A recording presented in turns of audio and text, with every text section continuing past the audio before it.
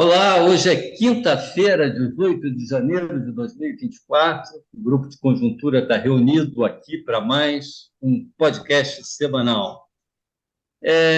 Na semana passada, estávamos eu, o Ulisses e a Margarida aqui reunidos, e nós nos referimos ao clima de otimismo que envolvia a economia brasileira, com expectativas ficando cada vez mais favoráveis, tanto no que se refere ao crescimento para 2024, quanto em relação à inflação. Esse clima, pelo menos em parte, está associado a um quadro macroeconômico inusitado no exterior, principalmente nos Estados Unidos, mas também aqui no Brasil, um quadro caracterizado por uma inflação que veio cedendo muito, né? Sem qualquer impacto negativo nas taxas de desemprego. Né? Isso foi o nosso tema da semana passada. No Brasil, inclusive, o desemprego não só não aumentou, mas caiu bastante, junto com a redução significativa da inflação, que é o inverso do comportamento esperado tradicionalmente pela chamada curva de Phillips. Né? Nós, aqui, em particular a Margarida, mas todos nós estamos mencionando aqui alguns fatores específicos que explicavam isso, né? Ou que ajudavam a entender esse quadro tão peculiar, com destaque para a super safra agrícola, né?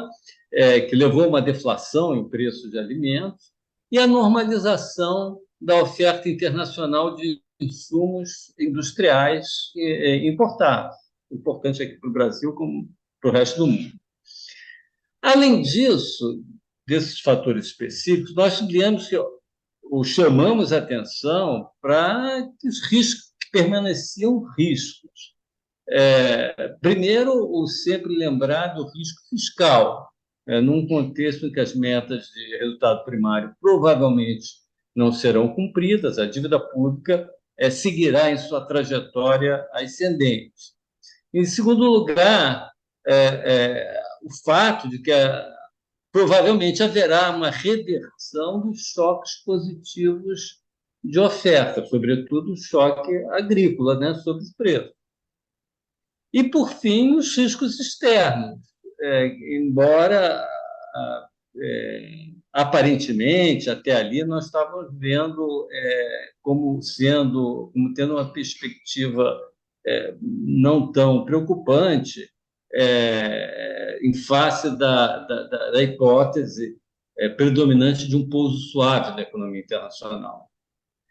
Mas quem é que dá importância para o fato de haverem fatores específicos, não reprodutíveis, por trás de um quadro muito bom? Quem liga para riscos quando tudo parece estar dando certo, como estava aparecendo?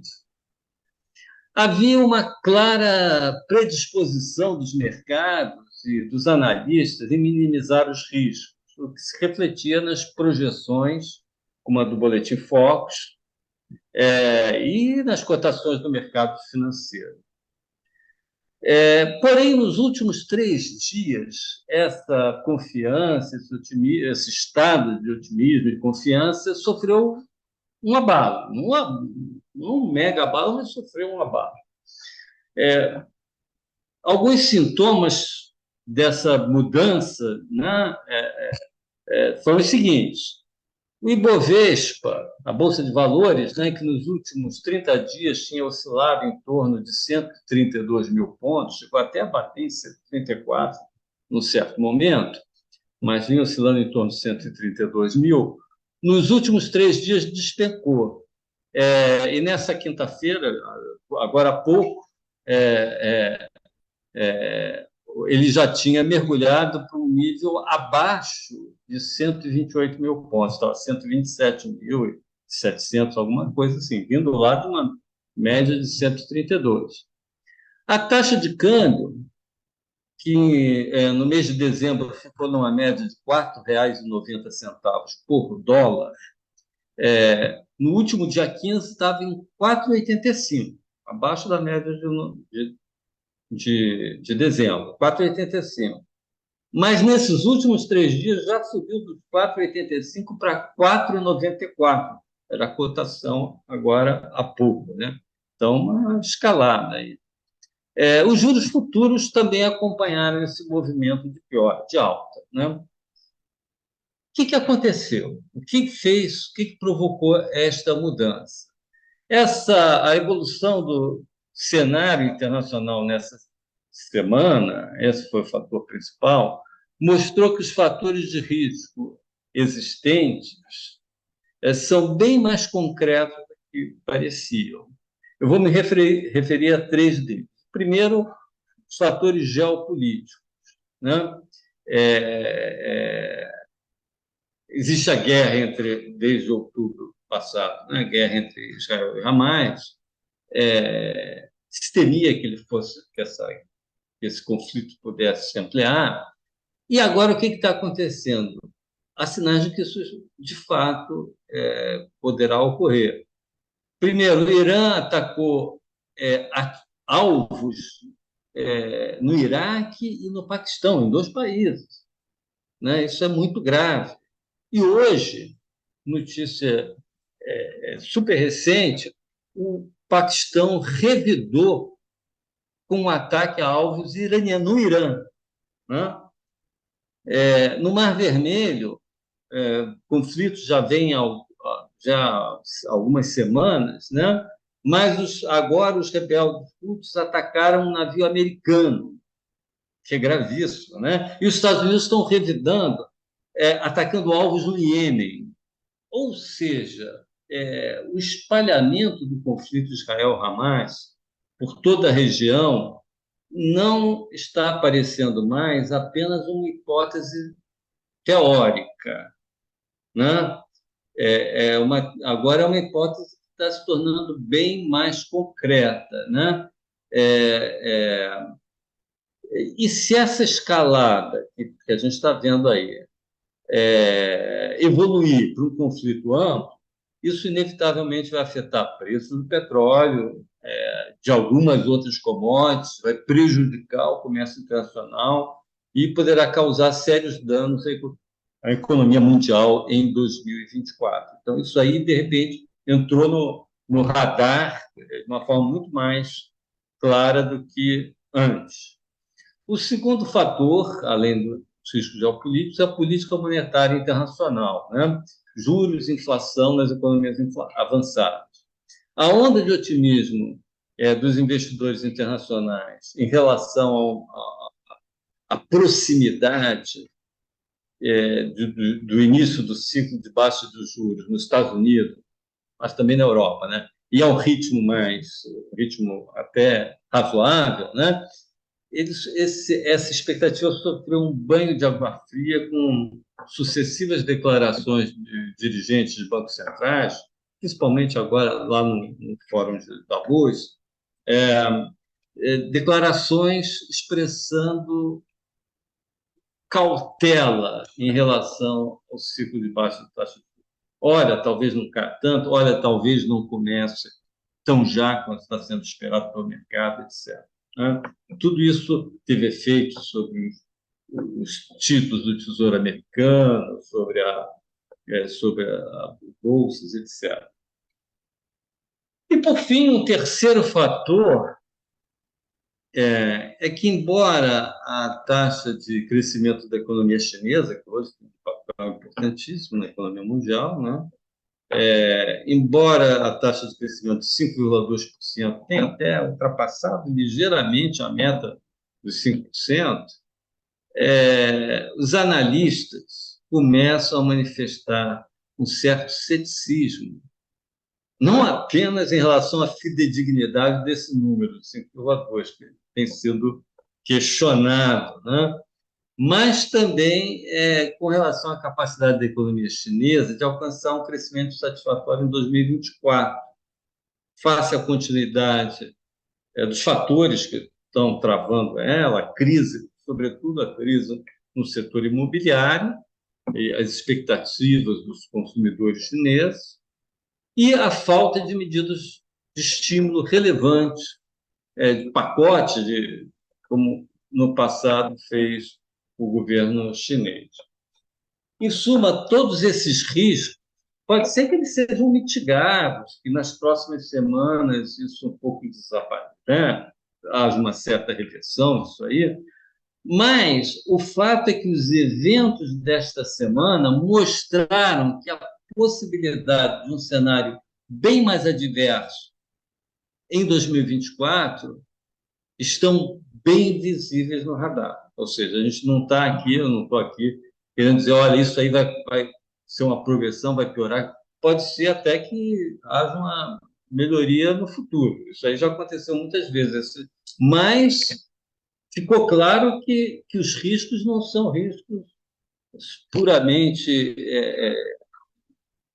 abstratos, longe da realidade, não, eles estão bem próximos. Então, eu queria abrir aqui esse nosso podcast colocando essa questão, porque houve essa mudança aí nos mercados, a gente precisa pensar sobre possíveis consequências disso. Lixa, Tá. suas. Obrigado. Um pouco na tua linha, Francisco. A gente já tinha muitos desses fenômenos no final do ano passado, começo deste ano, nos primeiros dias, mas o que você falou, nos últimos 3 dias, eles se intensificaram, ou estão começando a aparecer, não só como um ruído, como a possibilidade de que exista alguma manifestação que a gente esteja começando a perceber. Eu gostaria só de ilustrar outros exemplos, além dos vários que você colocou, tá? Você citou as entrevistas em Davos, não? Que está no Fórum Internacional. Eu destacaria três ou quatro, tá? Uma delas, da Gita Gopinath, que é a vice-diretora gerente do Fundo Monetário, teve uma entrevista ontem. Ela falou de que existem riscos inflacionários, por esses problemas geopolíticos que Francisco Eduardo tem colocado. Então, a Guita colocou esse tema como importante, tá? Ontem teve uma entrevista em Davos também para Bloomberg, de Christine Lagarde, que é a presidente do Banco Central Europeu.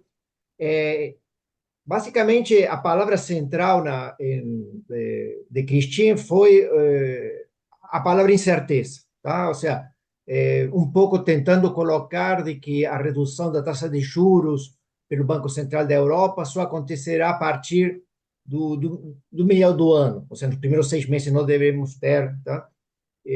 Isso é muito associado a essa palavra incerteza.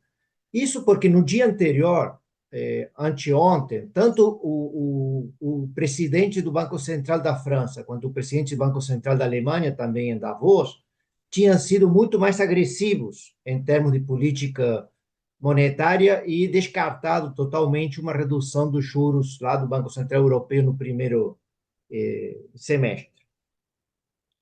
Por outro lado, digamos, quando a gente olha os jornais internacionais, o Financial Times teve agora, anteontem, um documento também destacando alguns riscos na globalização, tá? Muito pelas questões geopolíticas que Francisco Eduardo está colocando, tá? Tanto no Meio Oriente quanto os problemas da China, tá? E aí o Financial Times também, tá? Um porta-voz do mercado financeiro internacional, destacando esses temores, tá? Na verdade, eles trazem à conta alguns escritos do Keynes nos anos 1920, não? Basicamente as consequências econômicas da paz, em que dizia que a prosperidade não era uma coisa permanente e que de vez em quando apareciam esses pequenos episódios, fenômenos que a gente não sabe em que isso vai dar. Tá? Então, o Financial Times faz uma lembrança do trabalho do Keynes um século atrás, já faz quase um século da obra do Keynes. Por outro lado, destacar outros temas que o Francisco Guardado tomou. Um ponto que preocupa também é a eleição nos Estados Unidos. Tá? Esse é um tema, basicamente, tivemos as primárias, a primeira primária do Partido Republicano em Iowa, tá? E aí teve uma vitória bastante destacada de Donald Trump, 50% dos votos, 30% a mais que o segundo colocado, tá? E o que traz à tona um cenário em que a eleição do Trump se torna um pouco mais provável, tá? As duas ideias que se tem em relação a Trump é que a sua eleição significaria um aumento do protecionismo americano, tá? Basicamente na sua disputa com a China, e uma tentativa de reindustrialização da economia americana. E essas ideias, os analistas estão associando a um aumento do dólar, a uma apreciação do dólar, tá? Que tem se refletido aqui nos países emergentes, especialmente aqui no Brasil, como uma desvalorização da nossa moeda que a gente viu nos últimos 3 dias, tá? Então, esse é outro tema também que pode começar a aparecer, uma tendência à valorização do dólar por causa de uma possível eleição do Donald Trump. Tá? Um comentário meu é que isso cria uma espécie de conflito, não? Porque se Trump está pretendendo a reindustrialização, a valorização do dólar vai contra as exportações industriais americanas. Tá? Então, aí temos algumas contradições ou conflitos, não? Mas, de qualquer forma, a gente tem como ponto central a questão da valorização do dólar num cenário já de mais médio prazo. Por outro lado, ontem saíram algumas informações, saiu o dado do varejo americano, veio um pouco melhor do que se esperava, tá? Teve um pequeno aumento, significa que a economia americana está um pouquinho mais aquecida do que se esperava. Ou seja, então, a gente está vendo um varejo bastante aquecido, junto com um mercado de trabalho, que foi comentado semana passada, também bastante aquecido, que pode também esfriar a possibilidade de ter uma redução da taxa de juros americana em março, não? Como a gente tinha colocado na semana passada. Então, esse dado de ontem do varejo americano também, é claro que é uma informação, é uma questão circunstancial, pode não refletir necessariamente uma tendência, tá? Um pouco o ponto do Francisco Eduardo, não? A gente vê um conjunto de fenômenos, não estamos conseguindo interpretar eles, mas eles estão e temos que prestar atenção sobre isso, tá? Bom, então era nisso os pontos. Na questão geopolítica que Francisco Eduardo destaca, mais uma no cenário internacional foi a eleição em Taiwan. Teve uma eleição, o presidente lá eleito do Partido Progressista, basicamente é um antagonista da China e isso deve criar alguns conflitos maiores entre a República Popular da China e Taiwan e criar também conflito nessa geopolítica que está se montando entre Estados Unidos e a China. Então, mais um tema foi a eleição de domingo lá em Taiwan, tá? Nessas questões geopolíticas internacionais, tá? Então, esses eram os Eu pontos. queria, eu queria acrescentar aí a essa discussão sobre o contexto internacional, que tem um fator aí que a gente já mencionou em outros podcasts, né? Mas que ele é muito presente hoje e todo mundo sabe que isso está acontecendo. O déficit público americano, né? Ele está crescendo muito, ele está enorme, e a economia americana, como a sociedade americana, hoje está vivendo um momento de uma politização muito grande, aliás, já há alguns anos, né?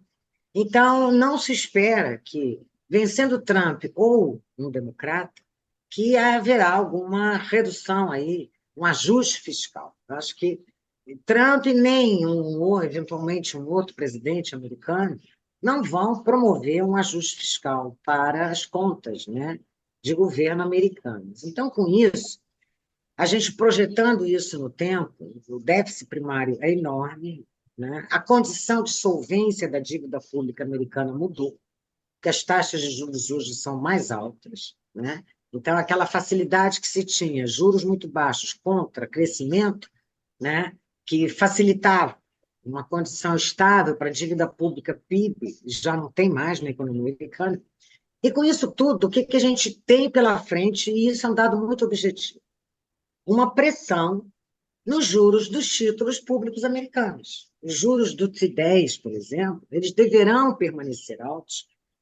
Quase que eu diria, vou usar uma palavra um pouco forte, mas independentemente não, mas independentemente da taxa básica de juros do Fed. Porque aí a gente tem, nesses mercados de títulos públicos ou de títulos privados, o que faz essas, o que determina essas taxas de juros? É o jogo da demanda e da oferta de títulos. Então, se a gente pode esperar daqui para frente uma necessidade de financiamento do setor público americano, quer seja para rolar parte da dívida e financiar o déficit público, a gente vai ter uma oferta de títulos públicos em mercado americano mais alta. Então, com isso, o preço desses títulos tenderá a cair. E, por conta disso, os juros embutidos nesses títulos tenderão a ser menores. E a gente está falando de uma economia, que é americana, que ela condiciona fluxos de capitais. Então, tudo que acontece no mercado financeiro americano é um mercado que é capaz de absorver imensos fluxos de capitais, né?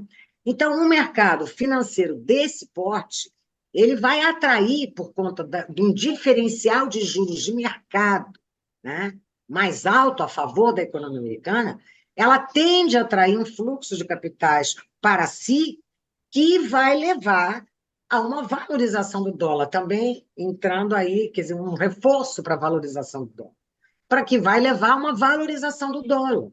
E, portanto, a condições financeiras mais apertadas para os países emergentes. Uma menor disponibilidade de capitais, com umas taxas de câmbio eventualmente um pouco mais com tendência de subida, menos fluxo de capitais para as bolsas, né, para a renda fixa. Então, isso é uma condição muito objetiva que a gente praticamente tem como certa, né, para os próximos 2 anos aí, em se tratando da principal economia do mundo, né, que é a economia americana. Então, era Bom, esse um fator que eu queria adicionar. e acrescentando aí esse teu ponto, Margarida, quer dizer, nós estamos num ciclo de redução da taxa básica de juros, né? E que influencia pelo menos as taxas de mercado para prazos curtos, né? Se o ciclo americano se retarda, né, em termos de redução, e se as taxas de mercado também permanecerem no ponto alto, o spread, a diferença, vai entre as taxas brasileiras e as americanas vai diminuir, né? Isso aí com consequências sobre isso que você falou, os fluxos de capitais e a própria o próprio valor da taxa de câmbio, né? Em suma, quer dizer, e existem vários outros canais também pelos quais esse quadro internacional que a gente está se referindo aqui vai afeta a economia brasileira. Mas, em suma, eu acho que a gente pode concluir é que hoje, diante do que a gente está percebendo, né, na conjuntura internacional, nós podemos enfrentar um quadro bem mais adverso para a economia brasileira em 2024 do que no passado recente. Bom, ficamos por aqui e até a próxima quinta-feira com mais um podcast do Grupo de Conjuntura. Até lá.